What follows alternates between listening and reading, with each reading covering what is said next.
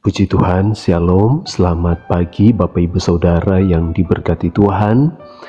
Kita bersyukur atas berkat kasih dan kemurahan Tuhan, kita boleh bangun saat pagi hari ini dengan tubuh yang sehat. Sebelum kita melangkah dalam setiap aktivitas kita mau mendengarkan renungan firman Tuhan. Sebelumnya mari kita berdoa. Bapa yang baik, terima kasih, kami bersyukur atas penyertaan-Mu bagi kami sepanjang malam. Kami boleh bangun saat pagi hari ini dengan tubuh yang sehat.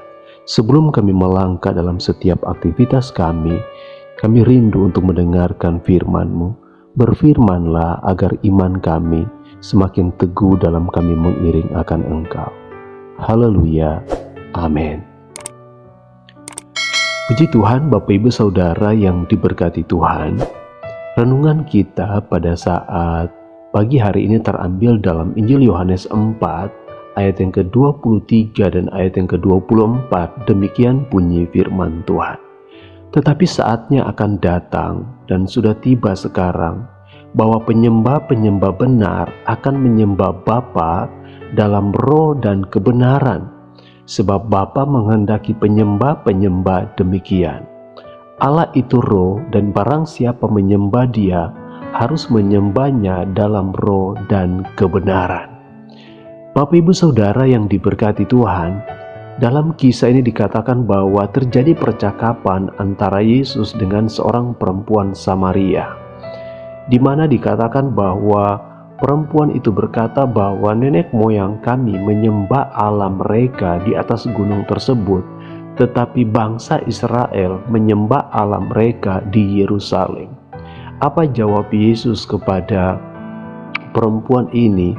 Akan tiba saatnya bahwa sekarang penyembah-penyembah benar bukan lagi menyembah baik di atas gunung maupun di Yerusalem, tetapi mereka akan menyembah Allah, menyembah Bapa di dalam roh dan kebenaran, sebab Bapa menghendaki penyembah-penyembah demikian.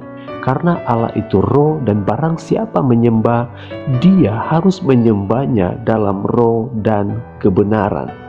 Bapak Ibu Saudara yang diberkati Tuhan, di sini Yesus mau menegaskan bahwa ibadah yang sesungguhnya adalah bagaimana terjalin suatu hubungan yang intim dengan Tuhan. Bukan berbicara soal tempatnya di atas gunung atau bangsa Israel di Yerusalem di dalam bait Allah, tetapi bagaimana hubungan manusia itu terkoneksi dengan Allah.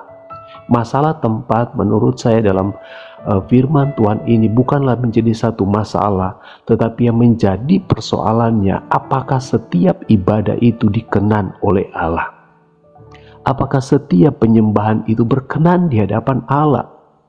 Kalau kita melihat aplikasi ibadah hari-hari ini, bahwa ibadah yang sesungguhnya itu seperti apa yang dikatakan oleh firman Allah pada saat pagi hari ini, yaitu kita harus menyembahnya di dalam roh dan kebenaran. Bukan menyembah, datang beribadah itu karena sebuah tuntutan liturgi ibadah, atau karena tuntutan hari Minggu atau hari kita harus melayani Tuhan, sehingga menjadikan ibadah itu hanya sebatas formalitas saja. Tetapi ibadah yang sesungguhnya adalah ibadah ketika kita datang duduk di kaki Tuhan. Sehingga terkadang ketika orang yang benar-benar rohnya terkoneksi dengan Tuhan, ketika dia datang beribadah, walaupun belum mulai ibadah, dia sudah bisa meneteskan air mata ketika dia duduk di kaki Tuhan untuk menyembah Tuhan. Tapi banyak orang datang ke rumah ibadah mungkin hanya karena sebatas sebuah formalitas, bahkan bukan hanya sebagai ibadah, bahkan juga sebagai bentuk pelayanan pun hanyalah sebatas sebuah formalitas. Tetapi firman Tuhan berkata bahwa bukan hal itu yang diinginkan oleh Allah. Allah menginginkan penyembah-penyembah yang benar di hadapan Tuhan. Penyembah-penyembah yang serius di hadapan Tuhan. Penyembah-penyembah bukan yang hanya mengikuti suatu liturgi, sebuah ibadah, bukan. Tetapi ibadah yang memiliki roh yang terkoneksi dengan Allah. Roh yang rindu untuk memuliakan Tuhan. Roh yang rindu untuk berjumpa dengan Tuhan.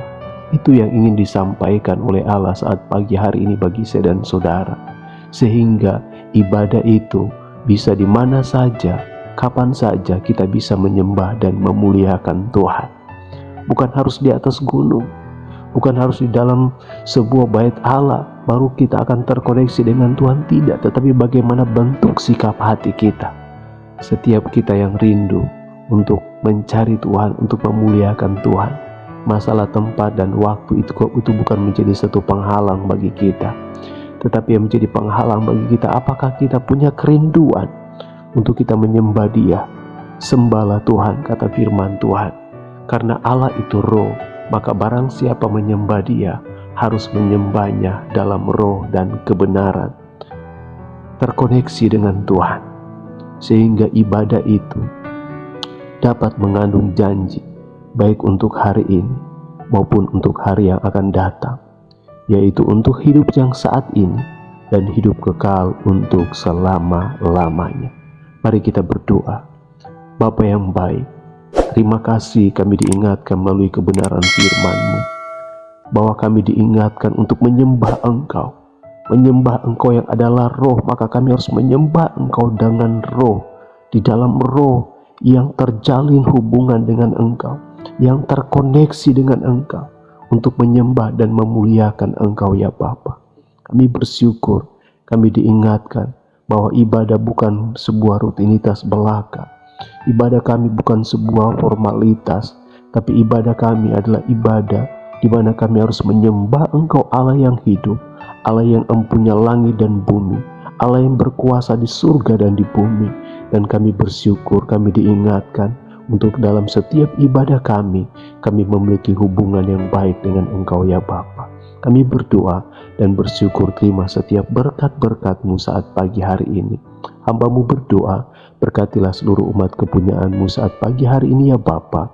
Yang sakit disembuhkan, yang lemah imannya dikuatkan, yang bersusah hati Engkau beri penghiburan, yang tertutup jalan Engkau akan bukakan pintu-pintu berkat yang baru daripada-Mu. Terima kasih Bapa, kami berdoa dan bersyukur. Bapa kami yang di surga, dikuduskanlah nama-Mu, datanglah kerajaan-Mu, jadilah kehendak-Mu di bumi seperti di surga.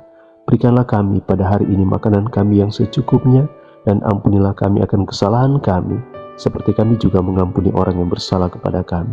Dan janganlah bawa kami ke dalam pencobaan, tetapi lepaskanlah kami daripada yang jahat, karena Engkau mempunyai kerajaan dan kuasa dan kemuliaan sampai selama-lamanya. Amin. Puji Tuhan Bapak Ibu Saudara yang diberkati Tuhan. Jika renungan ini memberkati saudara, mohon dukungannya dengan cara subscribe, like, dan berikan komentar Bapak Ibu Saudara di kolom komentar. Jika Bapak Ibu rindu untuk didoakan, bagikan kepada sanak famili, Bapak Ibu Saudara, sahabat kenalan, agar mereka pun juga menerima Yesus sebagai Tuhan dan Juru Selamat dalam hidup mereka. Selamat beraktivitas, tetap bersuka cita. Tuhan Yesus memberkati kita semuanya. Shalom.